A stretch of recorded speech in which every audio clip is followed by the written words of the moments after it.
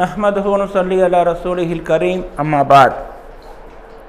அல்லாஹ் ஜல்ல ஷானஹு தஆலா மாபெரும் புகழுடையவன், மகத்தான போற்றுதலுக்கு சொந்தக்காரன். அவனது பேரரு அல்லாஹ்வின் தூதர் ஸல்லல்லாஹு அலைஹி வஸல்லம் அவர்கள் மீது என்றென்றும் நிலவட்டுமாக.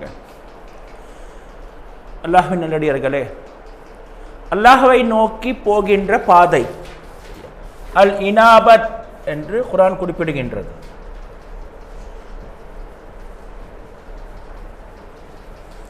இறைவனை நோக்கிய பாதை.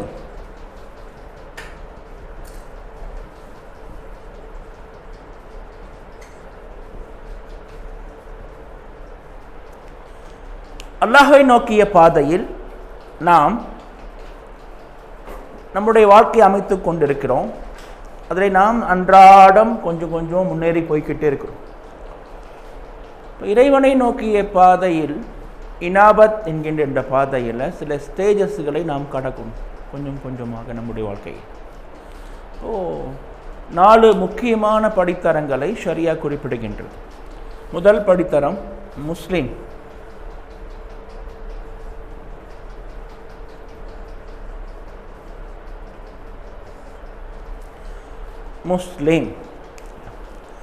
முஸ்லிம்னா என்ன? அல்லாஹுக்கு கட்டுப்படுபவன், அல்லாஹ்வுடைய சட்ட திட்டங்களுக்கு கீழ்ப்படிபவன். நம்ம அல்லாஹ்வுக்கு கட்டுப்படுறோம், அல்லாஹ்வுடைய பேச்சு கேட்குறோம்.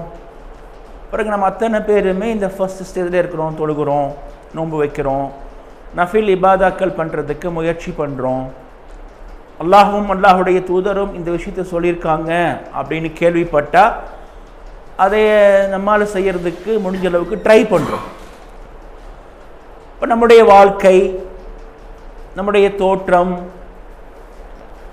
நம்முடைய பேச்சு, பழக்க வழக்கம் இதெல்லாமே அல்லாஹ்வைக்கு முற்றிலும் கட்டுப்பட்டுபவர்களைப் போல காட்சி அளிக்கிறது.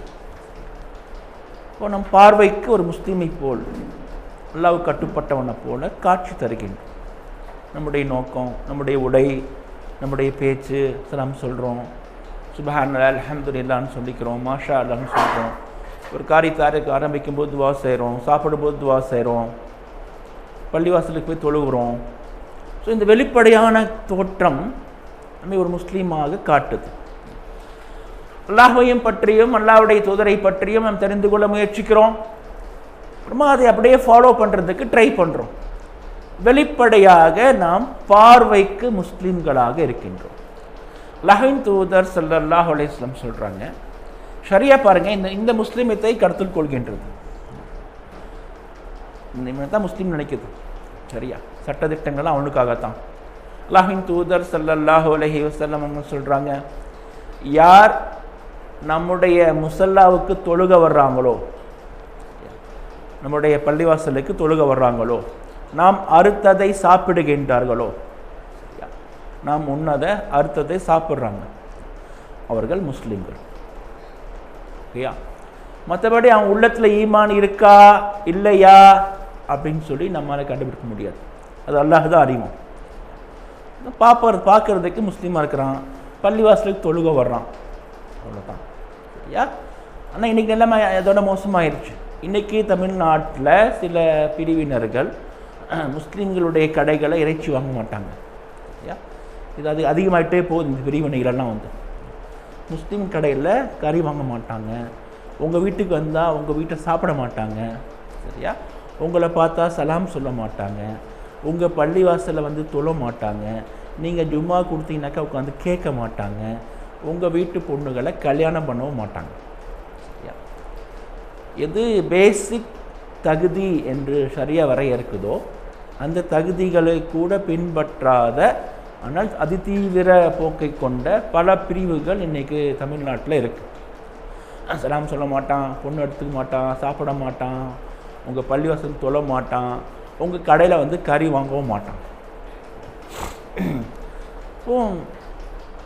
பள்ளிவாசலுக்கு யார் தொலை வர்றானோ, அவன் வீட்டில் யார் சாப்பிட்றானோ அவன் முஸ்லீம். மற்றபடி அவன் உள்ளத்தில் என்ன இருக்குது தெரியாது. அல்லாஹ்வின் தூதர் ஸல்லல்லாஹு அலைஹி வஸல்லம் காலத்தில் மதீனாவுக்கு பக்கத்தில் ஒரு ஊர், அந்த ஊர்க்காரங்க இஸ்லாமை ஏற்றுக்கிட்டாங்க. அவங்களுக்கு ரொம்ப இது கொடுக்குறது ரொம்ப கௌரவம். நம்ம ஏதோ இஸ்லாமுக்கு நிறைய நன்மை பண்ணிட்டோம், நம்ம ஊரே இஸ்லாமாக மாறிட்டோம். முஸ்லீம்களுக்கு இதனால் ரொம்ப பயன் கிடச்சிருக்கு. இப்போ அவங்களுக்கு இதை பற்றி ஒரு பெரிய பெருமிதம். இப்போ அவங்க வந்தால் அவங்களுக்கு இஸ்ஸத் கொடுக்கணும், அவங்களுக்கு கண்ணியம் கொடுக்கணும், அப்படி அவங்க எதிர்பார்க்குறாங்க. நம்மளால தானே இஸ்லாத்துக்கு பெருமை, ஊரே முஸ்லீம் ஆகிட்டோம்ல, உங்களுக்கு எவ்வளோ பெரிய சப்போர்ட் அது. இப்போ அல்லாஹை பற்றி, அல்லாஹுடைய தூதரை பற்றி, தூதருக்கு தர வேண்டிய மரியாதையை பற்றி இதெல்லாம் அவங்க ஒன்றுமே தெரிய மாட்டேங்குது. என்ன பண்ணுவாங்கனாக்கா அப்படியே வருவாங்க மெதுவாக பள்ளிவாசலுக்கு. அல்லாஹின் தூதர் பள்ளிவாசலில் உட்கார்ந்துருக்கும் பொழுதும் சந்திக்க மாட்டாங்க, பேச மாட்டாங்க. அல்லாஹின் தூதர் பள்ளிவாசலை விட்டு எழுந்திரிச்சு வீட்டுக்கு போனதுக்கு பிறகு இவங்க அல்லாஹின் தூதர் சந்திக்க வருவாங்க. வந்துட்டு வீட்டுக்கு வெளியே வந்து கூப்பிடுவாங்க. சஹாபாக்கள் யாருமே அல்லாஹின் தூதரை லைஃப்பில் ஒரு முறை கூட பெயர் சொல்லி கூப்பிட மாட்டாங்க. யா நபி அல்லா, யா ரசூல் அல்லா, ஃபிதா அலைக்க அபி வ உம்மி, அல்லாஹின் தூதரே என்னுடைய தாயும் தந்தையும் தங்களுக்கு அர்ப்பணமாகட்டும். இது இஸ்லாம் கற்றுக் கொடுக்கின்ற ஆதப். ஆனால் இவங்க யா முஹம்மத் அப்படின்னு கூப்பிடுவாங்க. வீட்டுக்கு வெளியே நின்றுக்கிட்டு யா முஹம்மத் வெளில வாங்க அப்படின்ட்டு. நான் தான் உங்கள் மேலே எவ்வளோ அருட்கொடை பண்ணியிருக்கிறோம், உங்களுக்காக எவ்வளோ விட்டு கொடுத்துருக்குறோம், உங்களுடைய மார்க்கத்தை ஏற்றுட்ருக்குறோம், எங்களால் உங்களுக்கு தான் கௌரவம். அப்படியே அவங்க மனசுக்குள்ளே ஒரு நினைப்பு. இப்போ அல்லாஹின் தூது வெளியே வந்து பேசுவாங்க. அல்லாஹின் தூது பெருசாக எடுத்துக்கவே இல்லை. ஆனால் அல்லாஹுக்கு இது மிகப்பெரிய குற்றமாக காட்சி அளித்தது. ஏன்னா இவன் அல்லாஹுடைய தூதரை வந்து முஹம்மதுன்னு சொல்லி கூப்பிட்றான், பள்ளிவாசல் சந்திக்காமல் வீட்டில் வந்து வெளியிலேருந்து கூப்பிட்றான். இப்போ இவர்களை ஈமான் கொண்ட மூமின்களாக ஏற்றுக்கொள்ள அல்லாஹ் தயாராகவே இல்லை.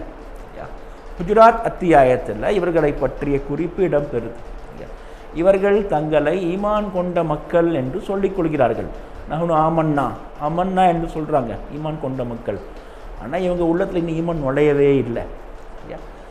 இவங்க வேணால் நாங்கள் முஸ்லீமாக இருக்கிறோம்னு சொல்லிக்கிட்டோம், நாங்கள் முஸ்லீமாக இருக்கிறோம், இஸ்லாமிய கலிமாவை சொல்லிக் கொண்டோம், 5 வக்த் தொழுகிறோம், முஸ்லீமாக காட்சி தருகிறோம் என்று வேண்டுமானாலும் சொல்லிக்கொள்ளுங்கள். இன்னும் உங்கள் உள்ளத்தில் ஈமான் நுழையவே இல்லை. ஈமான் நுழைஞ்சிச்சுனாக்கா நீங்கள் இந்த மாதிரி காரியங்களை எல்லாம் செய்ய மாட்டீங்க. அல்லாஹின் தூதருக்கு உரிய மரியாதையை கொடுக்காமல், அவங்களுடைய மதிப்பை கொடுக்காமல், இப்படி தாந்தோன்றித்தனமாக ஏதோ நீங்கள் முஸ்லீம் ஆனதுனால இஸ்லாமுக்கே பெருமைங்கிற மாதிரி நடந்துக்க மாட்டீங்க. நீங்கள் முஸ்லீம் ஆனாட்டி என்ன, ஆனால் இஸ்லாமுக்கு ஒன்றுமே கிடையாது. உங்களுக்கு இஸ்லாமிய நேர்வழியை கொடுத்ததன் மூலமாக அல்லாஹ் சுப்ஹானஹு வ தஆலா தான் உங்கள் மீது பேர் அருட்கொடை புரிந்திருக்கிறான். அல்லாஹ் தான் உங்களுக்கு சான்ஸ் கொடுத்துருக்குறான், இல்லாட்டி நீங்கள் நரகத்துக்கு போயிருப்பீங்க. ஐயா, அல்லாஹ் தான் உங்கள் மேலே எஹ்சான் பண்ணியிருக்கிறான். நீங்கள் தான் அல்லாஹ்வுக்கு நன்றி கடன் செலுத்தணும். அல்லாஹ்வோ அல்லாஹ்வுடைய மார்க்கமோ உங்களுக்கு நன்றி கடன் படவில்லை. அல்லாஹ் மிக தெளிவாக அறிவித்தான். இப்போ நம்மெல்லாம் அஸ்லாம்னா நாம் பார்வைக்கு முஸ்லீம்களாக காட்சி தருகின்றோம். நம்முடைய உள்ளத்தில் ஈமான் இருக்கா இல்லையா அல்லாஹ் தான் அறிவான். அல்லாஹ் தான் அறிவான். இது ஃபர்ஸ்ட் ஸ்டேஜ். நாம் பார்ப்பதற்கு முஸ்லீம்களாக காட்சி தருகின்றோம், தாடி வைத்திருக்கின்றோம், 5 தொழுகு போய்க்கொள்ளும், பார்ப்பதற்கு முஸ்லீம் மாறி இருக்கணும். ஆனால் உள்ளத்தில் என்ன இருக்குன்னு நல்லா தான் தெரியுமா. அல்லாஹ் தோற்றங்களை பார்ப்பதே இல்லை. நீங்கள் தாடி வச்சுருக்கீங்களா இல்லையா, உங்களுடைய பேண்ட் எந்த லெவலில் இருக்குது, உங்கள் பேச்சு எப்படி இருக்குது. சவுதி அரேபியாவுக்கு போனேன்னு வச்சுக்கோங்களேன், அவன் பேசும்போதெல்லாம் ஹையாக்கல்லா அல்ஹம்துலில்லாஹ் மாஷா அல்லான்னு தான் சொல்லுவான். சரியா, நடைமுறை பார்த்தீங்கன்னா படு மோசமாக இருக்கும். ஒரு கார் வருது, 2 கார் வந்து டிராஃபிக்கில் மோதிட்டானுங்க. சரியா, நீங்கள் என்ன பார்ப்பான் வழியில், ஹையாக்கல்லா எல்லாம் உங்களை வாழ்த்தா, எல்லாம் உங்களுக்கு வாழ்க்கையை கொடுக்கட்டும், அஸ்ஸலாமு அலைக்கும் வரஹ்மத்துல்லாஹி வபரகாத்துஹு கை கோத்துக்குவானுங்க. சரியா, கை கோத்துக்குவானுங்க. வந்து பார்த்தா வண்டி அடிபட்டிருக்குது. சரியா, அப்புறமா கெட்ட வார்த்தை தொட்டு திட்ட ஆரம்பிப்பானுங்க. சரியா, வேறு எந்த மொழியிலுமே இல்லாத எல்லா கெட்ட வார்த்தை திட்டிக்குவாங்க. சரியா, இப்போ முன்னாடி ஹையாக்கலான்னு சொல்கிறான், அல்ஹம்துலில்லாஹ்னு சொல்கிறான், அஸ்ஸலாமு அலைக்கும் சொல்கிறான், எல்லாம் படிக்குவான். அதெல்லாம் சுன்னத்து. வண்டி ஒரு பாதிப்பு வந்துருக்கு இல்லையா, நீங்கள் திட்ட ஆரம்பிப்பான் பட்டு மோசமாக. அப்போது நம்ம இப்படி தான் இருக்கிறோம், பார்ப்பதற்கு முஸ்லீம்களை போல காட்சி அளிக்கிறோம். உள்ள அழுக்கு மோசமான விஷயங்கள் எல்லாமே மண்டி கடக்கு. பார்ப்பதற்கு முஸ்லிம்களை போல் காட்சி தருகின்றோம். அடுத்த ஸ்டேஜ் மூமின்.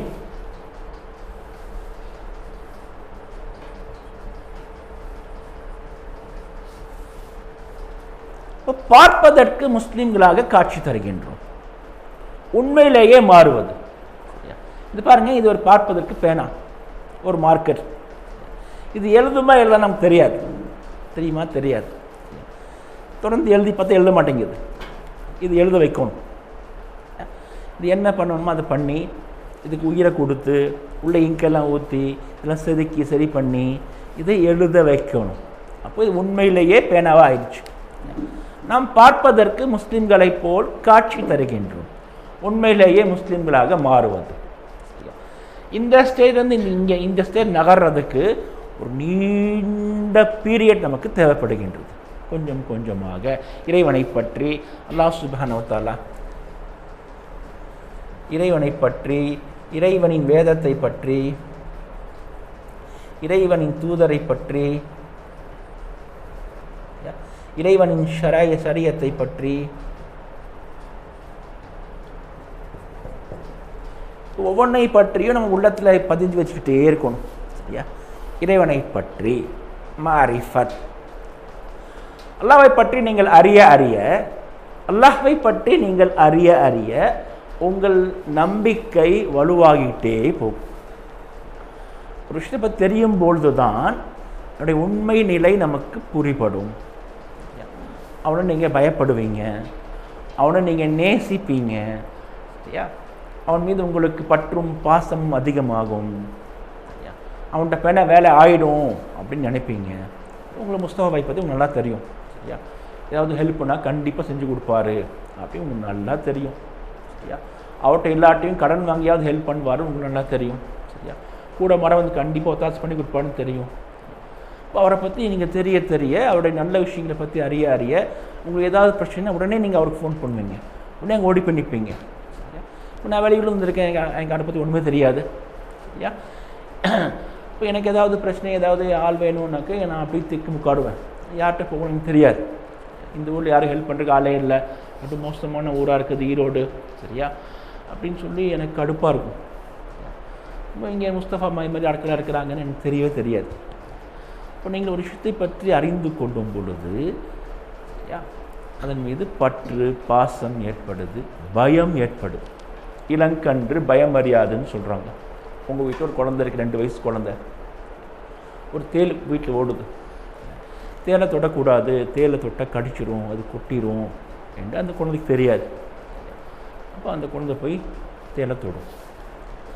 தொடுமா இல்லையா? தேலை பிடிச்சி விளையாடும். சரியா? எனக்கு தெரியாது.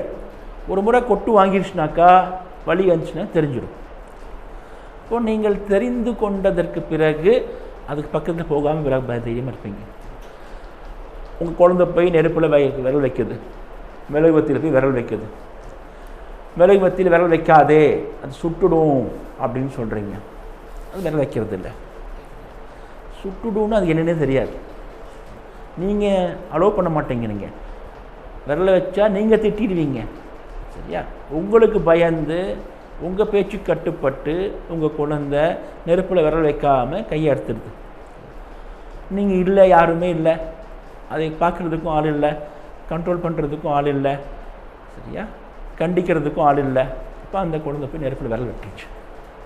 ஓகேயா? உண்மையிலேயே நிரல் சுட்டுருச்சு. இப்போது சூடுனா என்னன்னு தெரிஞ்சு போச்சு. அது சூடுனா எப்படி இருக்கும், சூடு எப்படி இருக்கும், வலி எப்படி இருக்கும். நீங்களே விரல வெயின்னு சொன்னாலும் வைக்காது. ஐயா, நீங்களே போய் விரல வெயின்னு சொன்னாலும் அது வைக்காது. ஏன்னா சூடு என்றால் என்னவென்று அந்த குழந்தைக்கு தெரிஞ்சு போச்சு. இப்போ விஷயத்தை நீங்கள் விளங்க விளங்க விளங்க விளங்க அதை பற்றி பயம் ஏற்படும், பாசம் ஏற்படும். அல்லாஹ் சுப்ஹானஹு வ தஆலாவை பற்றி நாம் விளங்க விளங்க, இறைவனை பற்றி அல்லாஹ்வுடைய மார்க்கத்தை பற்றி, அல்லாஹ்வுடைய பண்புகளை பற்றி நாம் எந்த அளவுக்கு தெரிஞ்சுக்கிட்டே இருக்கிறோமோ அந்த அளவுக்கு நம்முடைய ஈமான் ஆழமாகும், உறுதியாகும், அகலமாகும். ஒரு முஸ்லீமான ஸ்டேஜில் ஒரு 2 ரக்காத் தொழுகிறோம். இந்த 2 ரக்காத் தொழுகைக்கும் மூமினா மாறிட்டே இருக்கும்போது ஒரு 2 ரக்காத் தொழுகிறோம். இந்த 2 ரக்காத் தொழுகைக்கும் பயங்கரமான வித்தியாசம் இருக்கும். சரியா? நீங்கள் 2 ரக்காத் தொழுதுருவீங்க, அமைதியாக சொல்லிட்டுருப்பீங்க, ஓத வேண்டியதுன்னா ஓதிருப்பீங்க.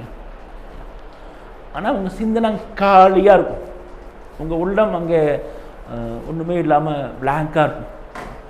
இங்கே அல்லாஹை பற்றியும் அல்லாஹ்வுடைய மார்க்கத்தை பற்றியும் அல்லாஹ்வுடைய பண்புகளை பற்றியும் அறிய அறிய அல்லாஹ்வின் மீதான பயம், அல்லாஹ்வின் மீதான பாசம், அல்லாஹ்வின் மீதான காதல், அல்லாஹ்வின் மீதான பற்று, அல்லாஹை சார்ந்திருக்கும் பண்பு, அல்லாஹ்வை நாடி நிற்கின்ற செயல், அல்லாஹ்விடமே எல்லா விஷயத்தை பற்றியும் கேட்க வேண்டும் என்கின்ற உந்துதல், இதெல்லாம் உங்களுக்கு ஏற்பட்டு கொண்டே இருக்க இருக்க இந்த 2 ரக்காத் தொழுகையினுடைய நிலை அடியோடு மாறிடும். யாருமா தொழுவீங்க, அமைதியாக தொழுவீங்க, சரியா, பர்ஃபெக்ஷனாக இருக்கும், அப்படியே கரைஞ்சு போயிடுவீங்க. இப்போ ஈமான் உள்ளத்தில் ஊடுருவ ஊடுருவ நம்ம வாழ்க்கை அப்படியே மாறிக்கிட்டே இருக்கும், கொஞ்சம் கொஞ்சமாக கொஞ்சம் கொஞ்சமாக. இந்த ஈமானை நாம் ஏற்ற வேண்டும். இதுதான் எம்பவர் ஈமானிய வாழ்க்கை. இந்த வாழ்க்கைக்கு நம்மை நாம் பழக்கப்படுத்த வேண்டும். இந்த 4 விஷயங்களை பற்றி நம்ம உள்ளத்தில் ஏற்றணும். கிதாபுல்லா, அல் ஆஹிரா, இந்த 5 விஷயங்களை பற்றிய மதிப்பையும் உள்ளத்தில் ஏற்றிக்கிட்டே போகணும். அல்லாஹ்வை பற்றி, அல்லாஹ்வுடைய வேதத்தை பற்றி, அல்லாஹ்வுடைய தூதரை பற்றி, அல்லாஹ்வுடைய ஷரியத்தை பற்றி, மறுமையை பற்றி, இந்த 5 விஷயங்களை பற்றிய நம்பிக்கை, சிந்தனை, தொடர் சிந்தனை உள்ளத்தில் இருந்துக்கிட்டே இருக்க இருக்க நம்முடைய வாழ்க்கை கொஞ்சம் கொஞ்சமாக கொஞ்சம் கொஞ்சமாக மாறிக்கிட்டே இருக்கும். கொஞ்சம் கொஞ்சமாக மாற்றம், இதுதான் அளவான மாற்றம், நீடித்த மாற்றம். அப்போ உங்களுக்கு நான் நிறைய விஷயங்கள் பேசிகிட்டே இருக்கிறேன். நீங்கள் திடீர்னு இன்னைக்கு மாறிட்டீங்க, ஓகே இனிமேல் எப்படி இருக்க மாட்டேன் அப்படி இருக்க மாட்டேன்ட்டு நிறைய முடிவுகள் எடுக்கிறீங்க. இது பைத்தியக்காரத்தனம். இதுக்கு மேலே கண்டினியூ பண்ணவே முடியாது, நீங்கள் விட்டுருவீங்க இடையிலையே. கொஞ்சம் கொஞ்சமாக கொஞ்சம் கொஞ்சமாக மாறிக்கிட்டே இருக்கும். கொஞ்சம் கொஞ்சமாக மாற்றம். மனிஸ்தவா யோமாஹு ஃபஹுவ மகபூனுன் என்று இமாம் ஹசன் பஸ்ரி ரஹ்மத்துல்லாஹி அலைஹி அவர்கள் சொல்கிறாங்க. மனிஸ்தவா யோமாஹு ஃபஹுவ மகபூனுன், யாருடைய 2 நாட்கள் ஒரே மாதிரி இருக்கின்றதோ அவன் நஷ்டவாடி, கடன்காரன். 2 நாள் ஒரே மாதிரி இருக்கக்கூடாது. நேற்றைக்கு எப்படி இருந்தீங்களோ அதே மாதிரி இன்னைக்கு இருக்கக்கூடாது. இன்னைக்கு எப்படி இருக்கிறீங்களோ அதே மாதிரி நாளைக்கு நீங்கள் இருக்கக்கூடாது. இருந்தீங்கன்னாக்கா நஷ்டவாளி. கொஞ்சம் டெவலப்மெண்ட், உங்கள் ஈமானில் கொஞ்சம் ஒரு சென்டிமீட்டராவது ஈமான் வளர்ந்துருக்கணும். தக்வா, தவக்குல், ரஜா, உங்களுடைய இபாதத், உங்களுடைய திலாவத், உங்களுடைய குர்ஆன், உங்களுடைய தொழுகை, உங்களுடைய திக்ரு, உங்களுடைய ஸலவாத், உங்களுடைய இஸ்திக்ஃபார், உங்களுடைய தௌபா, இப்படி எல்லா விஷயங்களிலும் ஏதாவது ஒரு விஷயத்திலாவது நேற்றையை விட இன்றைக்கு நாம் கொஞ்சமாவது மாறி இருக்க வேண்டும். கொஞ்சமாவது டெவலப்மெண்ட். இல்லை நேற்றைக்கு எப்படி இருந்தோமோ அப்படியே இன்னைக்கு இருந்தோம் அப்படின்னாக்க நம்ம நஷ்டவாளி ஆகிட்டோம். இப்போ இறைவனை பற்றி அன்றாடம் ஒரு விஷயத்தையாவது தெரிந்து கொள்ள வேண்டும். அல்லாஹ் சுப்ஹானஹு வ தஆலா பற்றி ஒரு ஒரு ஒரு வாதத்துக்காக சொல்கிறேன். இந்த நிமிஷம் இறைவனுடைய ஒட்டுமொத்த தன்மைகள், செயல்பாடுகள், பண்புகள் எப்படி இருக்கின்றதோ எல்லாமே உங்களுக்கு தெரியும் வச்சுக்குவோம். அப்படி ஒரு அறிவு உலகத்தில் யாருக்கு கொடுக்கப்படவே இல்லை. இறைவனை பற்றிய முழுமையான அறிவு பிரபஞ்சத்தில் யாருக்குமே கொடுக்கப்படலை, எந்த தூதருக்கும் கொடுக்கப்படலை முழுமையான அறிவு. ஒரு வாதத்துக்காக சொல்கிறேன். இறைவனை பற்றி இந்த நிமிஷம் எல்லா டீட்டெயில்ஸும் உங்களுக்கு தெரியும் என்று வைத்துக்கொள்ளும். குர்ஆன் என்ன சொல்லுது? அல்லாஹ் சுப்ஹானஹு வ தஆலாவுடைய மாண்பும் மகத்துவமும் அன்றாடம் அதிகரிக்கின்றது. ஒவ்வொரு நாளும் அவனுக்கு ஒரு மாட்சிமை இருக்கின்றது. ஒவ்வொரு நாளும் ஒரு மாட்சிமை. நாளைக்கு அல்லாஹ்வுடைய மாட்சிமை பெருகிடும். இப்போ இன்றைக்கு இறைவனை பற்றி எல்லா விஷயங்களும் உங்களுக்கு தெரிந்திருந்தாலும் நாளைக்கு உங்களுக்கு தெரியாத ஒரு விஷயம் இருக்கும்.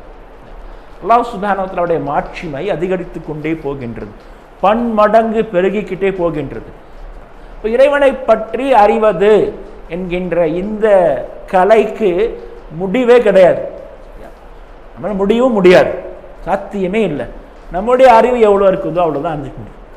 இது ஒரு ரூம், இந்த பிறகு ஒரு 30 சேர் போட முடியும், அவ்வளோதான். அதுக்கு மேலே போட முடியாது, வாய்ப்பே இல்லை. மேலே மேலே அடுக்கினீங்கனாக்கா ஒரு 100 சேர் போடலாம், அது யாருக்கு பயனே இல்லாத விஷயம். பாருங்கள், 30 சேர் போட்டிங்கன்னா 30 பேர் உட்காரலாம். 100 சேர் அடுக்கி வச்சிங்கனாக்கா இது குடோன், இது கிளாஸ் ரூம் கிடையாது, அதுக்கு மேலே வைக்கவும் முடியாது. இப்போ நம்மளுடைய அறிவு அதே மாதிரி தான். நம்முடைய அறிவுக்கு கொஞ்சோண்டு அறிவு தான் வேணும். நம்முடைய வாழ்க்கைக்கு பயன் தருகின்ற கொஞ்சம் அறிவு. அந்த அறிவு தான் பயன் கொடுக்கும். தேவையில்லாத அறிவை நீங்கள் ஏற்றிட்டே இருந்து வச்சுக்கிங்களேன், அது குடோன் ஆகிடும், யாருக்கும் பயன் தராது. பயனற்ற கல்வி. அல்லாஹ்வின் தூதர் ஸல்லல்லாஹு அலைஹி வஸல்லம் அவர்கள் பயனற்ற கல்வியை விட்டு பாதுகாப்பு தேடி இருக்கிறாங்க.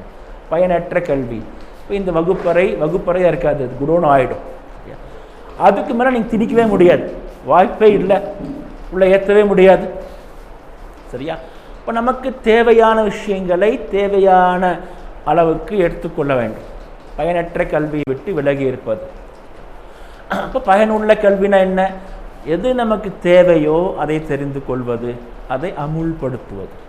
இப்போ இறைவனை பற்றி நாம் அறிய அறிய நம்முடைய வாழ்க்கை அப்படி மாறிக்கிட்டே இருக்கும். நம்முடைய இபாதத்துகள் அழகாகும், நம்முடைய பேச்சு சூப்பராக இருக்கும், நம்முடைய முகமெல்லாம் மாறிடும், நம்முடைய கண்கள் பொலிவை கொடுக்கும், ஒளியை கொடுக்கும், நம்முடைய உள்ளம் விரிவடைந்து கொண்டே செல்லும். நம்முடைய வாழ்க்கை மற்றவர்களை கவரும். உங்கள் வாழ்க்கை மற்றவர்களை கவரும். நீங்கள் யாரையும் பார்த்து பேச வேண்டியதில்லை. உங்கள் வாழ்க்கை பேசிக்கொண்டே இருக்கும். உங்கள் வாழ்க்கையை அவங்க பார்த்துக்கிட்டே இருப்பாங்க. அல்லாஹ்வின் தூதர் ஸல்லல்லாஹு அலைஹி வஸல்லம் சொல்கிறாங்க, மூமின் யார் என்றால், பாருங்கள், மூமின் யார் என்றால் அவனை பார்த்தால் அல்லாஹ் உங்கள் நினைவுக்கு வருவான். அல்லாஹ் உங்கள் ஞாபகத்திற்கு வருவான். இப்போ மூமினை பார்த்தால் அல்லாஹ் உங்கள் ஞாபகத்துக்கு வருவான். அல்லாஹ்வை நினைவூட்டுவான். அவனுடைய பேச்சு, பழக்க வழக்கம், பண்பாடு, நடவடிக்கைகள், அவனுடைய ஒட்டுமொத்த வாழ்க்கையும் அல்லாஹ்வை நமக்கு நினைவூட்டும். ஒரு பக்கம் அல்லாஹ்வை பற்றிய மாரிஃபத்தை, அல்லாஹ்வை பற்றிய ஞானத்தை நம்ம வளர்த்துக்கிட்டே இருக்கிறோம். இன்னொரு பக்கம் மூமின் இறைவனுக்கு ஈமானுக்கு விரோதமான செயல்களை விட்டு விலகிக்கிட்டே இருக்கணும். சரியா? இந்த ஈமானுக்கு விரோதமான செயல்களின் பக்கம் போகவே கூடாது, மிக ஜாக்கிரதையாக இருக்கும். எதெல்லாம் நம்முடைய ஈமானை பாதிக்குமோ அதில் நாம் மிக மிக எச்சரிக்கையாக இருக்க வேண்டும். ஒவ்வொருத்தருக்கும் ஒரு பலகீனம் இருக்கும். ஒருத்தருக்கு பணம் பலகீனம், புகழ், பதவி, பொறுப்பு, ஆசை, பெண்கள், காமம், காதல், வாகனம், வண்டி, குதிரைகள், வீடு, உல்லாசம், ஆடம்பரம், ஊர் சுற்றுவது, இப்படி ஒவ்வொருத்தருக்கும் ஒரு பலகீனம் இருக்கும். அந்த பலகீனம் நம்முடைய ஈமானை தாக்காமல் பார்த்துக்கொள்ள வேண்டும். அல்லாஹ்வின் தூதர் ஸல்லல்லாஹு அலைஹி வஸல்லம் சொல்றாங்க, உங்கள் ஈமானை கட்டுத்தறியில் கட்டப்பட்ட ஒட்டகத்தை போல வைத்துக் கொள்ளுங்கள்.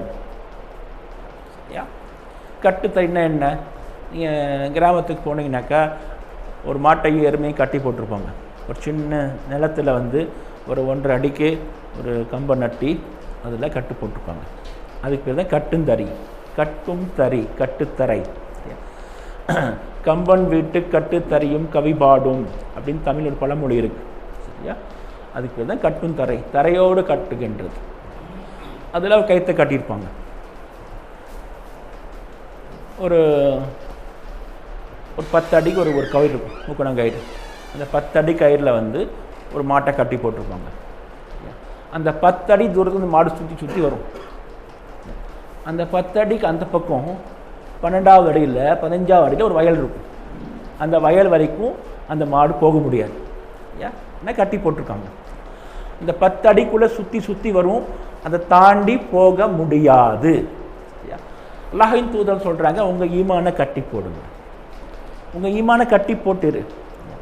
அவுத்துட்டா இந்த மாடு வயலுக்குள்ளே பாஞ்சிடும்.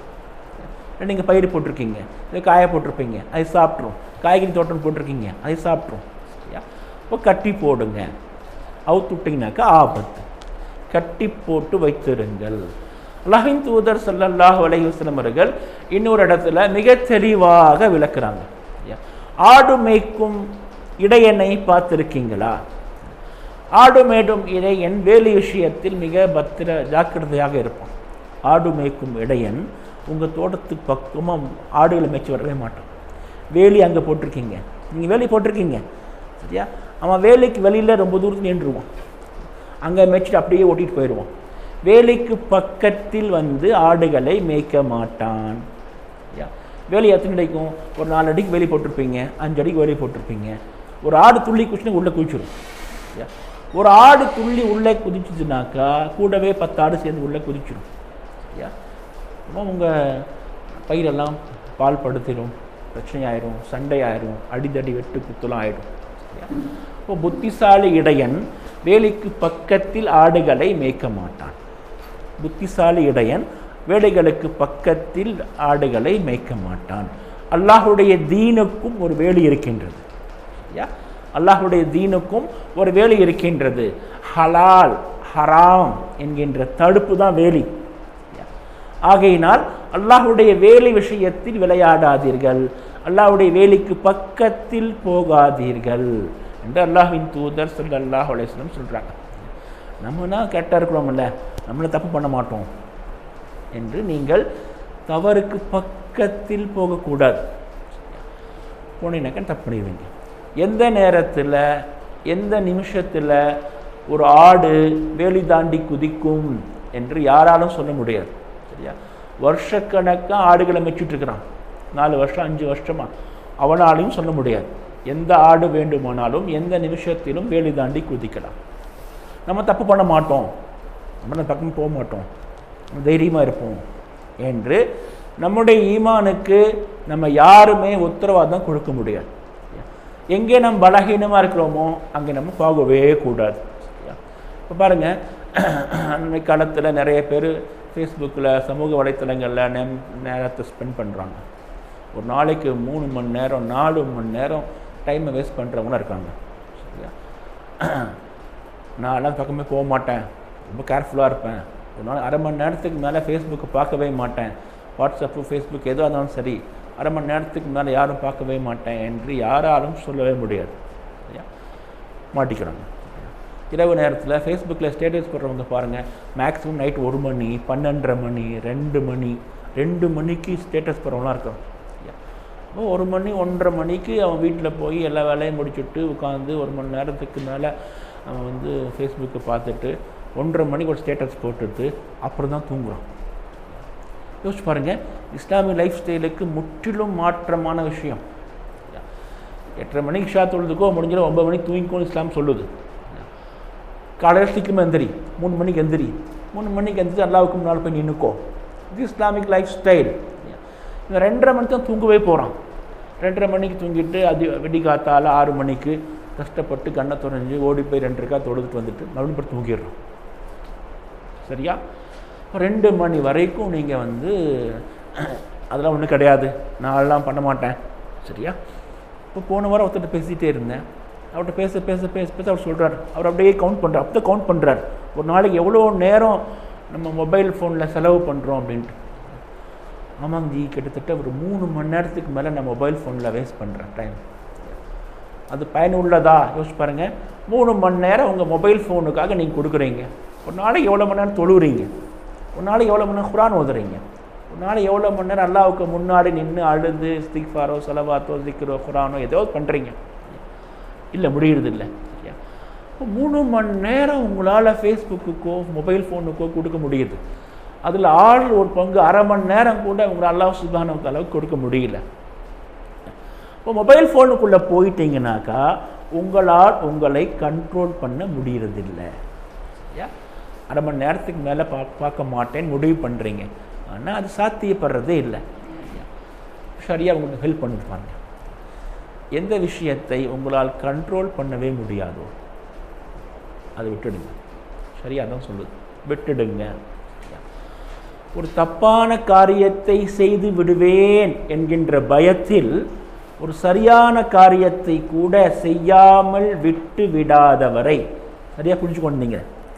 ஒரு தப்பான காரியத்தை செய்து விடுவோம் என்கின்ற பயத்தில் ஒரு சரியான காரியத்தை செய்யாமல் விடாத வரைக்கும் ஒருவன் மோமினாக ஆகவே முடியாது. மொபைல் ஃபோன் பார்க்குறதோ ஃபேஸ்புக் பார்க்குறதோ தப்பு கிடையாது, ஹராம் இல்லை, ஜாயிஸ் தான். ஆனால் என்ன பண்ணுறது, என்ன ஆகுது நிலைமை, உங்களுடைய நேரத்தையும் சாப்பிட்ருது. 3 மணி நேரம் 4 மணி நேரம் அது விளங்கி விடுகின்றது. இதுக்கு அனுமதி இல்லை. சரியா? ஒட்டு மொத்தமாக 5 வக்து நீங்கள் எவ்வளோ நேரம் தொழுறீங்களோ அதை விட பல மடங்கு அதிக நேரத்தை உங்கள் மொபைல் ஃபோன் சாப்பிட்டு விடுகின்றது. உங்களால் உங்கள் மனதை கண்ட்ரோல் பண்ண முடியாது. முடியாது தான் யதார்த்தம். முடியாது. இப்போ என்ன பண்ணுறது? மொபைல் ஃபோனை தொடாது, ஃபேஸ்புக்கு அக்கௌண்ட்டை க்ளோஸ் பண்ணிவிடு. அவ்வளோதான், ஃபேஸ்புக் அக்கௌண்ட் க்ளோஸ் பண்ணிடுங்க. ஃபேஸ்புக்குனால தான் உங்களுக்கு பிரச்சனைக்கு ஃபேஸ்புக்கை க்ளோஸ் பண்ணிவிடுங்க. வாட்ஸ்அப் பார்க்கறதுனால தான் உங்களுக்கு பிரச்சனை, வாட்ஸ்அப்பை முடிவிச்சுடுங்க. வாட்ஸ்அப் வேறு எதாவது மொபைல் யூஸ் பண்ணுங்க. எது உங்களுடைய டைமை சாப்பிடுதோ அதனால் உங்களுக்கு பயனே இருந்தாலும் சரி, நீங்கள் நிறைய எழுதுறீங்க, நிறைய மக்களை படிக்கிறீங்க, உங்களுடைய அறிவு விருத்தி அடையுது, சரியா? நீங்கள் எழுதுறத மக்கள் படிக்கிறாங்க, மக்கள் ரசிக்கிறாங்க, அதில் உங்களுக்கு கண்டிப்பாக உங்களுக்கு ஃபாய்தா இருக்குது. ஆனால் உங்களுக்கு டைம் போகுது எக்கச்சக்கமாக. உங்களால் உங்களை கண்ட்ரோல் பண்ண முடியல. உள்ளே போனால் அங்கே போகிறீங்க, அங்கே போகிறேன், அங்கே போகிறேன், அங்கே போகிறீங்க, டக்குன்னு போயிட்டே இருக்கிறீங்க, மணி ஓடிக்கிட்டே இருக்குது. ஸோ ஃபேஸ்புக் அக்கௌண்ட்டை க்ளோஸ் பண்ணிடுங்க, டெலிட் பண்ணிடுங்க. இதுதான் ஷரியா தருகின்ற வழிமுறை. இப்படி ஒருத்தன் செய்யவில்லை என்றால் அவன் மூமினாக இருக்கவே முடியாது என்று ஷரியா சொல்லி, தவறான காரியத்தை செய்து விடுவோமோ என்கின்ற பயத்தில் ஆகுமான ஒரு காரியத்தை விட்டு விடாதவரை ஒரு மூமினாக ஆக முடியாது. வேறு வழி இல்லை. அது வேலி, அதுதான் வேலி.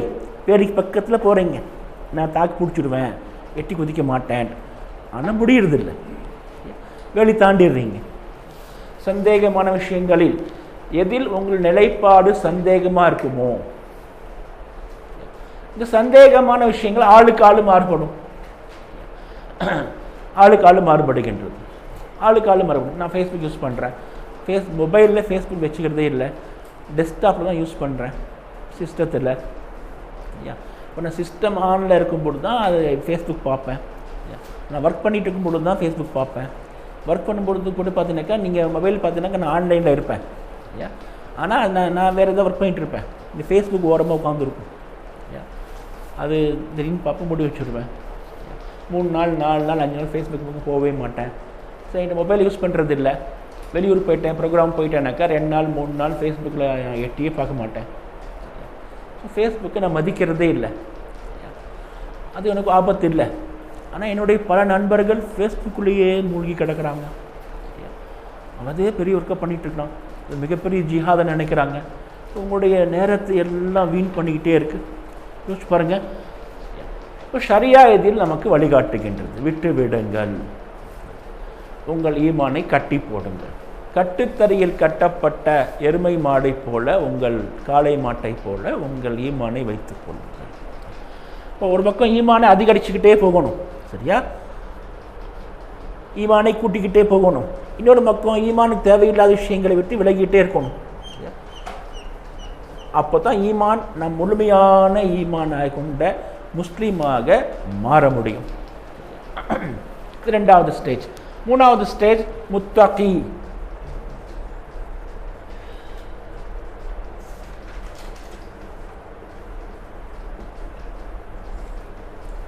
தக்வாதாரி, அல்லாஹ்வுக்கு பயப்படுபவன். பாருங்க, அல்லாஹ்வுக்கு அஞ்சுபவன். ஒருத்தரை பார்த்து நம்ம எதுக்கு பயப்படுறோம்?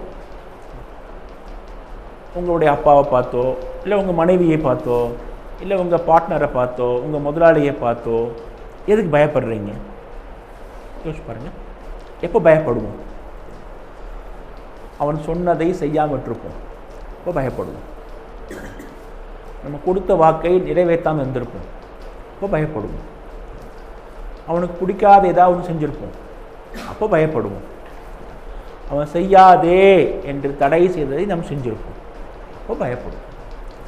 சொன்னதை செய்யாத போது, செய்ய வேண்டாம் என்றதை செஞ்ச பொழுது, அவனுக்கு கொடுத்த ஒப்பந்தத்தை வாக்கை மீறும் பொழுது, அவனுக்கு வெறுப்புக்குரியதை செய்யும் பொழுது நம்ம ஒரு ஆளை பார்த்து பயப்படும். இப்போ அல்லாஹ்வை பார்த்து பயப்படும். அல்லாஹ்வுடைய அதிருப்தி, அல்லாஹ்வுடைய கோபம், அல்லாஹ்வுடைய சாபம், அல்லாஹ்வுடைய வேதனை, அல்லாஹ்வுடைய பிடி, இவற்றை விட்டு நாம் பயப்படுறோம், எச்சரிக்கையாக இருக்கிறோம். அல்லாஹ்வுக்கு பிடிக்காத காரியத்தை செய்யக்கூடாது. சுருக்கமாக அல்லாஹ்வுக்கு பிடிக்காத காரியத்தை செய்யக்கூடாது, அதான் தக்வா. அல்லாஹ்வுக்கு பிடிக்காத காரியத்தை செய்யக்கூடாது. அல்லாஹ்வுக்கு எதெல்லாம் பிடிக்காது என்று நீங்கள் பார்த்து பார்த்து வாழணும். அல்லாஹ்வுக்கு எதெல்லாம் பிடிக்காது? பேசும்போது, பழகும் பொழுது, உட்காரும் பொழுது, நடக்கும் பொழுது, தொழில் செய்யும் பொழுது, மனைவியோடு இருக்கும் பொழுது, குழந்தைகளை வளர்க்கும் பொழுது, சமூகத்தில் மற்ற மக்களோடு பழகும் பொழுது, எல்லா இடங்களிலும் அல்லாஹ்வுக்கு எதெல்லாம் பிடிக்காது என்று பார்த்துக்கிட்டே இருக்கணும். முக்கியமான விஷயம். உமர் ஃபாரூக் ரலியல்லாஹு அன்ஹு அவர்கள் ஒரு முறை உபய் இப்னு கஅப் ரலியல்லாஹு அன்ஹு அவங்கள்ட்ட ஒரு கேள்வி கேட்குறாங்க. யா உபய், தக்வா அப்படின்னா என்ன கேள்வி. தக்வானா என்ன? ரெண்டு பேருமே மிகப்பெரிய ஆளுமைகள், ரெண்டு பேருமே கலந்துரையாடிக்கிறாங்க. தக்வானா என்ன? உபய் கேட்குறாரு, உமர் அவர்களே, நீங்கள் என்னைக்காவது முள்ளுக்காட்டில் போயிருக்கீங்களா? பெரிய முள்ளுக்காடு, ஒரு ஒத்தையடை பாதை. இந்த ஒத்தையடை பாதையில் நீங்கள் என்னைக்காவது போயிருக்கீங்களா? போயிருக்கேன். எப்படி போவீங்க? முள்ளுக்காட்டுக்குள்ளே எப்படி நடந்து போவீங்க? அப்படின்னாங்கன்னா ட்ரெஸ் முள்ளு குத்திடும். சரியா? ரொம்ப கேர்ஃபுல்லாக கையில் குச்சி வச்சுக்கிட்டு முள்ளை நகர்த்திட்டு, சரியா, லுங்கியோ பேண்ட்டோ சட்டையோ முள்ளை சிக்காமல் இப்படி பார்த்து ஒவ்வொரு ஸ்டெப்பாக அடிச்சு மெதுவாக நடந்து போவீங்க. கொஞ்சம் வேகமாக போனால் எங்கேயா சட்டை எங்கே கிழிஞ்சிடும். ஒரு முள் சட்டையில் குத்திடுச்சு, நீங்கள் வேகமாக போகிறீங்க, சட்டை கிழிஞ்சிடும். இல்லை உங்கள் உடம்புல ஏறிடும், இல்லை காலில் ஏறிடும். ஸோ உடம்புலையோ கால்லையோ உடைகள்லையோ முள் பட்டுடாமல் ரொம்ப கேர்ஃபுல்லாக முள்ளை விலக்கி மெதுவாக நடந்து போவீங்க. இல்லையா? இதே பதிலத்தான் உமர் ஃபாரூக் கொடுக்குறாங்க. உபய் இப்னு கஅப் ரலியல்லாஹு அன்ஹு அவங்க சொல்கிறாங்க, இதுதான் தக்வா.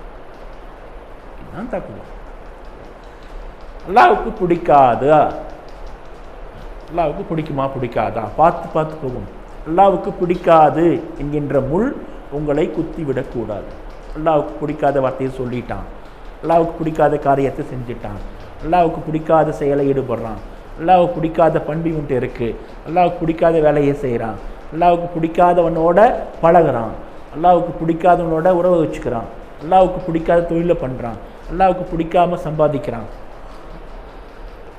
ஸோ அல்லாஹ்வுக்கு பிடிக்காத திரு முள், இந்த முள் குத்தாமல் நம்ம போய்கிட்டே இருக்கும். முத்தகின்னு அதுதான், அல்லாஹ்வுக்கு பிடிக்காதவற்றை செய்யக்கூடாது.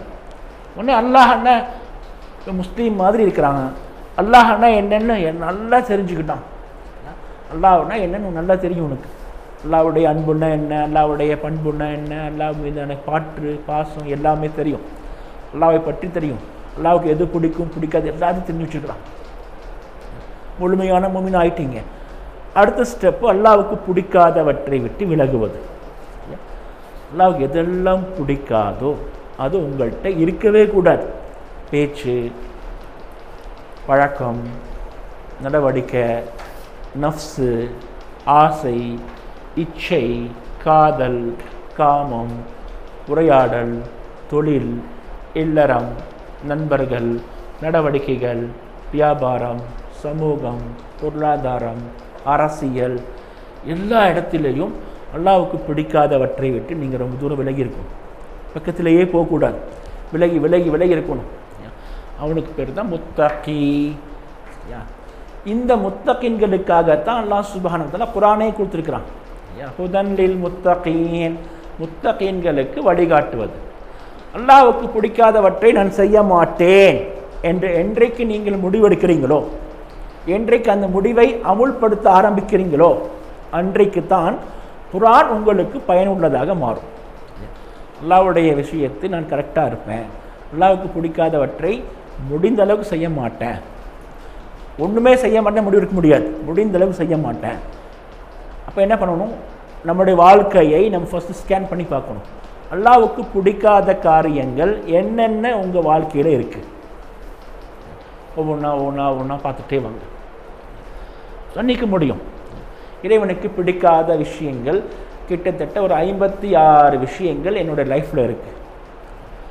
இதை பட்டியல் போடணும், ஒவ்வொன்றா விடணும். ஃபஸ்ட்டு இதை விடுறேன், ஃபஸ்ட்டு இதை விடுறேன், ஒவ்வொன்றா விட்டே இருக்கணும். ஒரு மனிதர் அல்லாஹ்வின் தூதர் அவைக்கு வந்தார். அவர் ஒரு திருடர், ஒரு முஸ்லீம் ஆயிட்டார். அல்லாஹ்வின் தூதரே, நான் ஒரு திருடன், என்கிட்ட நிறைய கெட்ட பழக்கமெல்லாம் இருக்கு, இப்போ நான் முஸ்லீம் ஆயிட்டேன், ஒரேடியே நீங்கள் எல்லாத்தையும் விடுங்கன்னா என்னால் முடியாது. போதை மரத்துக்கு அடிமையான மாதிரி கொஞ்சம் கொஞ்சமாக தான் வெளில கொண்டு வர்றாங்க. ஏதாவது ஒரே ஒரு விஷயத்த சொல்லுங்கள், ஒரே ஒரு விஷயம் விட்டுடுறேன். அல்லாஹின் தூதர் ஸல்லல்லாஹு அலைஹி வஸல்லம் சொல்கிறாங்க, அப்படின்னாக்கா நீங்கள் பொய் சொல்லாதீங்க. சரியா? பொய் சொல்ல மாட்டேன் என்று முடிவெடுத்துருங்க. பொய் சொல்லாமல் இருக்கு. ஓகே அல்லாஹின் தூதர், நான் பொய் சொல்ல மாட்டேன். அல்லாஹின் தூதருக்கு முன்னால் அவர் முடிவு செஞ்சார், பொய் சொல்ல மாட்டேன். மறுநாள் வழக்கம் போல் அவர் திருட போகிறார் ஒரு வீட்டுக்கு. திருட போகும்போது அவர் மனசுக்குள்ளே ஒரு எண்ணம், திருடிட்டு போயிடுறோம். சப்போஸ் நாளை காலையில் அல்லாஹின் தூதர் அவைக்கு போகிறோம். போய் அல்லாஹின் தூதர் நேற்றுக்கு எங்கே போனேன் அப்படின்னு கேட்டால் என்ன சொல்கிறது? பொய் சொல்ல மாட்டேன்னு வாக்கு கொடுத்துருக்கோம். நேற்றைக்கு நைட்டு எங்கே இருந்த என்று அல்லாஹின் தூதர் கேட்டால் என்ன சொல்வது? நான் இவள் வீட்டுக்கு திருட போனேன்னு சொல்லணும். அது எப்படி பப்ளிக்காக சொல்ல முடியும்? அவள் வீட்டு திருட போனேன்ட்டு சொல்ல முடியாதுல்ல. சொன்னால் அப்புறமா மாட்டிக்குவோம், பிரச்சனை ஆகிடும். மாற்றுறது ரெண்டாவது விஷயம். அல்லாஹின் தூதருக்கு முன்னாடி போய் நின்று நான் திருட போனேன்னு சொன்னால் இவ்வளோ அசிங்கம். அப்புறம் சொல்கிறது, அவர் யோசிச்சு பார்க்குறாரு. அவர் எதுவுமே எந்த ஐடியா வர மாட்டேங்குது, முடிவே இல்லை அவரால். அப்புறமா சரி ஓகே வேணாம், திருடாமலே வெயிட் பண்ணிட்டார். எந்த தவறையுமே அவரால் செய்ய முடியல. குடிக்க போகணும்னு நினைக்கிறாரு, முடியல. இப்போ மறுநாள் காலையில் அல்லாஹின் தூதரே, நான் ஒரே ஒரு காரியத்தை விடுறேன்னு சொன்னேன், நீங்களும் ஒரே ஒரு ஐடியா கொடுத்தீங்க, ஆனால் நீங்கள் என்னை டோட்டலாக மாற்றிட்டீங்க அல்லாஹின் தூதரே. லைஃபே மாறிடுச்சு, என்ன ஒன்றுமே பண்ண முடியாது. லைஃப் மாறிடுச்சு, மாற வேண்டும். இப்போ நம்ம டோட்டல் லைஃப்பில் என்னென்னலாம் அல்லாஹ்வுக்கு பிடிக்காத காரியங்கள் செய்கிறோம் உன்னை கண்டுபிடிக்கணும். நல்லா யோசிச்சு பாருங்கள். நம்ம அத்தனை பேருடைய உள்ளத்துலேயும் ஒரு எண்ணம் இருக்கும், நம்மளாம் சரியாக தான் இருக்கிறோம், நம்மளே பெரிய தப்பாக பண்ணுறோம், நம்ம தர்காவுக்கு போகிறோமா, ஷிர்க் பண்ணுறோமா, இல்லை யாரோ ஏமாத்துகிறோமா, கலப்படம் பண்ணுறோமா? ஒன்றும் பண்ணுறது இல்லை, நல்லா தான் இருக்கிறோம், மற்றவங்கள நல்லா இருக்கிறோம். இந்த எண்ணத்தை நம்முடைய உள்ளத்தில் விதைப்பது ஷைத்தான். நல்லா தான் இருக்கிறேன், மற்ற தப்புமே இல்லை. ஸோ அவள்களை அழகாக காட்டுவது ஷைத்தானுடைய வேலை. ரொம்ப நல்ல ஆள் பண்ணி நல்ல காரியம் பண்ணுற உன்ன மாதிரி எவன் பண்ணுவான், நமக்கு நம்ம பேசிக்கிறோம். இப்போ நான் நல்லவன் என்கின்ற எண்ணம் என்னுடைய உள்ள தெரிஞ்சுச்சுனாக்கா என்கிட்ட கிட்ட எந்த கெட்ட பழக்கம் என் கண்ணுக்கு தென்படாது, தட்டுப்படவே படாது. சரியா? முதல்ல இந்த எண்ணத்தை தூக்கி தூரம் வைக்கணும். அல்லாஹ்வின் அடியான், தவறு செய்யக்கூடியவன் தான். தவறு நிறையா இருக்கும். அல்லாஹ்வுக்கு பிடிக்கின்ற காரியத்தை நான் செய்யாமல் இருப்பேன், அல்லாஹ்வுக்கு பிடிக்காத காரியத்தை செஞ்சுட்டே இருப்பேன். இப்போ எதெல்லாம் அல்லாஹ்வுக்கு பிடிக்காத காரியத்தை நாம் செய்கின்றோம் என்று பட்டியல் போடுங்க. உட்காந்து பட்டியல் போடுங்க. நீங்கள் ஒரு பேனா வச்சுக்கிட்டு பேப்பர் வச்சுக்கிட்டு அல்லாஹ்வுக்கு பிடிக்காத காரியம் என்னெல்லாம் பண்ணுறோம் ஒவ்வொன்றா எழுதிட்டே வாங்க. நிறைய காரியம் வரும் அதில் உங்கள் லைஃப்பில். அது யார்ட்டையும் காட்ட வேணாம், நீங்கள் எழுதுங்கண்ணா, எழுதுங்க. எழுதி ஒவ்வொன்றா விடுங்க. இன்று போய் இதை செய்ய மாட்டேன், அந்த பண்பை ஃபுல்லாக விட்டதுக்கு பிறகு அடுத்தது கிட்டிக் பண்ணுங்கள். நாங்கள் ஒரு 10 வசனங்களைத்தான் குரானில் ஓதுவோம் என்று அப்துல்லா இப்னு மஸ்ஊத் அறிவிக்கிறாங்க. ஒரு முறை 10 வசனங்களைத்தான் குரானில் ஓதுவோம், அதுக்கு மேலே ஓதவே மாட்டோம். 10 வசனங்களை மட்டும்தான் ஓதுவோம். இந்த 10 வசனங்களையும் எங்கள் வாழ்க்கையில் முழுமையாக நடைமுறைப்படுத்திய பிறகுதான் அடுத்த 10 வசனங்களை ஓதுவோம். இதுதான் அவங்களுடைய ஓதும் முறை. சஹாபாக்கள் குரானை ஓதும் முறை. அப்துல்லா இப்னு உமர் ரலியல்லாஹு அன்ஹு அவர்கள் சூரத்துல் பக்ராவை மனப்பாடம் செய்ததற்கு 8 ஆண்டுகள் பிடித்தன அப்படின்னு பார்க்குறோம். சரியா? ஒரு பையனை கொண்டு போய் மதரசாவில் சேர்த்திங்கனாக்கா 3 வருஷத்தில் குரான் யூஸ் பண்ணி முடிச்சிடுறான். ஐயா, அவன் தமிழ்நாட்டு பையன், வீட்டில் தமிழ் பேசுகிற பையன். அரபி ஒருத்தர், வீட்டில் அரபி பேசுகின்ற ஒருத்தவர், மிகப்பெரிய அறிஞர் அவர். பிற்காலத்தில் அவர் சூரத்துல் பக்ராவை மனப்பாடம் பண்ணுறதுக்கு 8 வருஷம் ஆச்சு அப்படின்னாக்கா நம்ம நம்ப முடியறது இல்லை. இப்போ மனப்பாடம்னா என்ன நினைக்கிறோம்? இதுதான் அவங்களுக்கு மனப்பாடம். வாழ்ந்து காட்டுவது, கொஞ்சம் கொஞ்சமாக வாழ்வது. இப்போ மனப்பாடம்னா இதுதான், வாழ்ந்து காட்டுவது. இப்போ முதல்ல ஒரு பாயிண்ட் டிக் பண்ணுங்க, அதை விடுவது. விட்டுருங்க. அடுத்த பாயிண்ட் வாங்க, அதை விடுவது. ஒவ்வொன்ற ஒரு விஷயத்தை நீங்கள் விட்டு விட்டால் மறுபடியும் செய்யக்கூடாது, முடிந்த அளவு செய்யக்கூடாது. வேறு வழியே இல்லை, எங்கேயாவது எக்கு தப்பாக மாட்டிட்டீங்க, வேறு விஷயம் எல்லாம் மன்னிச்சிடுவாங்க இன்ஷா அல்லாஹ். ஆனால் ஒரு விஷயத்தை விட்டு நீங்கள் செய்யக்கூடாது. இப்போ இறைவனுக்கு பிடிக்காத ஒரு விஷயம் கூட என்னுடைய வாழ்க்கை இருக்கக்கூடாது என்ன முடிவு பண்ணணும். அதை நோக்கி நாம் நகர வேண்டும், கொஞ்சம் கொஞ்சமாக கொஞ்சம் கொஞ்சமாக. அது 3வது ஸ்டேஜ் முத்தகி. 4வது ஸ்டேஜ்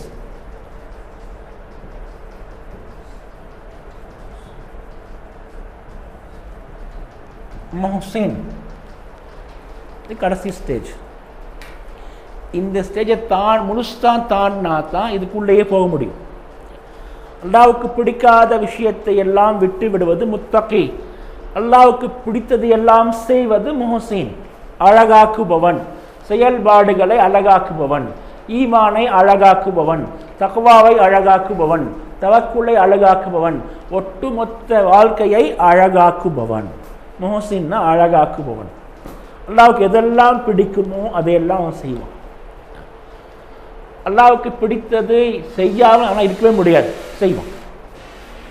அல்லாவுக்கு எதெல்லாம் பிடிக்கும் என்று பார்த்து பார்த்து தேடிட்டே இருப்பான். அல்லாவுக்கு எதெல்லாம் பிடிக்கும், அல்லாவுக்கு எதெல்லாம் பிடிக்கும், செய்வான். எப்படி பேசினால் அல்லாவுக்கு பிடிக்குமோ அப்படி பேசுவான். எப்படி தூங்கினால் அல்லாவுக்கு பிடிக்குமோ அப்படி தூங்குவான். எப்படி ட்ரெஸ் பண்ணால் அல்லாவுக்கு பிடிக்குமோ அப்படி ட்ரெஸ் பண்ணுவான். முதல்ல பிடிக்காததை எல்லாம் விட்டுட்டே வர்றான், போய் பிடித்தது எல்லாம் செஞ்சுட்டே வர்றான். முஹ்சின் இன்னல்லாஹ லமஅல் முஹ்சினீன். முஹ்சினீன்களோடு தான் அல்லாஹ் இருக்கிறான். ஏன்னா யோசிச்சு பாருங்க, உங்களுக்கு பிடிச்ச மாதிரி யார் நடந்துக்கிறாங்களோ, உங்களுக்கு கோபம் வராத மாதிரி யார் நடந்துக்கிறாங்களோ, உங்களுக்கு எதெல்லாம் பிடிக்குமோ அது தேடி தேடி யார் பண்ணுறாங்களோ அவங்க மேலே உங்களுக்கு முஹப்பத் ஜாஸ்தி ஆகிடும். அவனை தான் நீ கூட வச்சுக்குவீங்க. இன்னல்லாஹ லமஅல் முஹ்சினீன். செயல்பாடுகளை அழகாக்குபவர்களோடு அல்லாஹ் இருக்கின்றான். அல்லாஹ் அவங்க கூட மஐயத். மஐயத்னா கூடங்க, மஐயத் கூட இருக்கிறவங்க தான். சரியா? மஐயத் கூட இருக்கிறான். அல்லாஹ் உங்க கூட இருக்கிறான். உங்களோட தோல் போட்டுக்கொண்டு உங்கள் நண்பனாக, நெருங்கிய தோழனாக, எப்போதும் கூடவே இருப்பவனாக. High grade. அல்லாஹ்வுக்கு பக்கத்தில் போயிட்டீங்க, முகர்ரப் ஆயிட்டீங்க, முஹ்பித் ஆயிட்டீங்க, முனீப் ஆயிட்டீங்க, அவ்வாப் ஆயிட்டீங்க. இல்லை இத்தனை பேர் அல்லாஹ் இந்த கேட்டகரி உள்ள மக்களுக்கு அல்லாஹ் சுப்ஹானஹு வ தஆலா குர்ஆனில் ஏகப்பட்ட பெயர்களை கொடுக்கின்றான். முஹ்பித், முகர்ரப், முஹ்சின், அவ்வாப், முனீப்.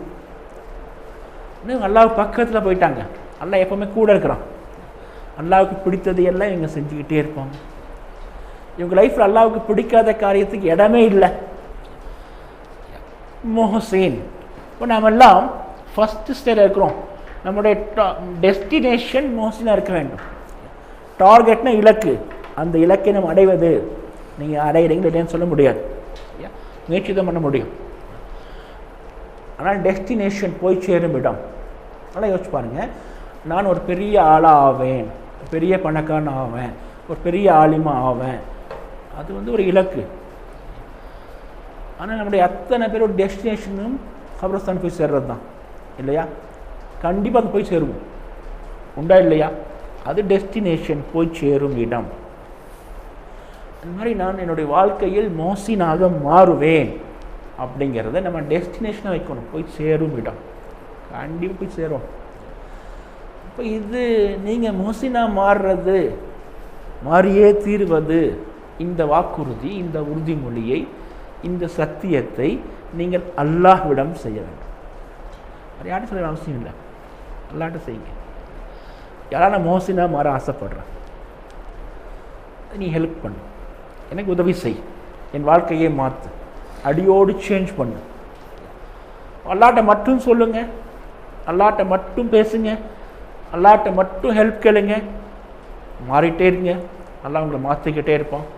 முஹ்சினாக நாம் மாறிவிடலாம்.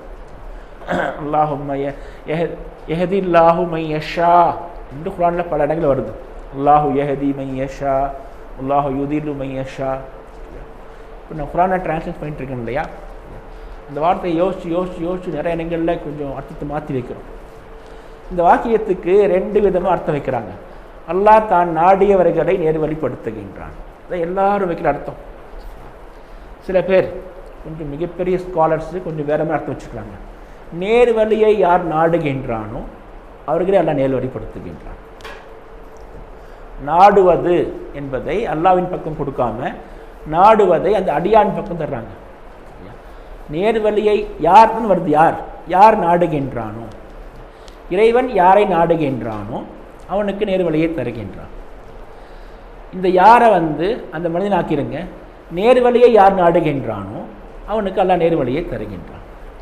வழிகேட்டில் போக யார் ஆசைப்படுகின்றானோ அல்லாஹ் அவனை வழிகேட்டிலேயே விட்டு விடுகின்றான். நம்ம ஆசைப்பட்டாதான் கிடைக்கும். அல்லாஹ் ஆசைப்பட மாட்டான். அல்லாஹ் எல்லோரும் மோசனா ஆகணும், எல்லோரும் முமினா ஆகணும் அல்லாஹ் ஆசைப்படுறான். இது காமன் ஆசை. ஆனால் நேர்வழியில் இருக்க வேண்டும், முத்தகியாக மாற வேண்டும், மோசினாக மாற வேண்டும் என்று நம்ம ஒவ்வொருத்தரும் ஆசைப்பட வேண்டும். என்னுடைய ஆசை நிறைவேற்று என்று அல்லாஹ்விடம் அழுது அழுது மன்றாட வேண்டும். மோசினாக மாறுவது எப்படி என்பதற்கு ஷரியா வழிகாட்டுது. நீங்கள் எப்படி உங்களை மோசினா மாற்றிக்கிறது, கொஞ்சம் கொஞ்சமாக எப்படி அதை நோக்கி நகருவது என்பதை பற்றியெல்லாம் ஷரியா வழிகாட்டுகின்றது. இன்ஷா அல்லாஹ் நம்ம வாய்ப்பு இருந்தால் இன்னொரு கிளாஸில் அதை பற்றி பார்ப்போம். இப்போ இதுதான் 4 ஸ்டேஜஸ்: முஸ்லீம், மோமீன், முத்தகி, முஹ்சின். நாளையும் நல்ல மனத்தை வச்சுக்கோங்க. நம்ம அடுத்த மூமினாக மாறணும், அப்புறம் முத்தகையாக மாறணும், அப்புறம் மோசினாக மாறியே தீரணும் என்கின்ற வைராக்கியத்தோடு இன்றைய வகுப்பை நிறைவு செய்வோம்.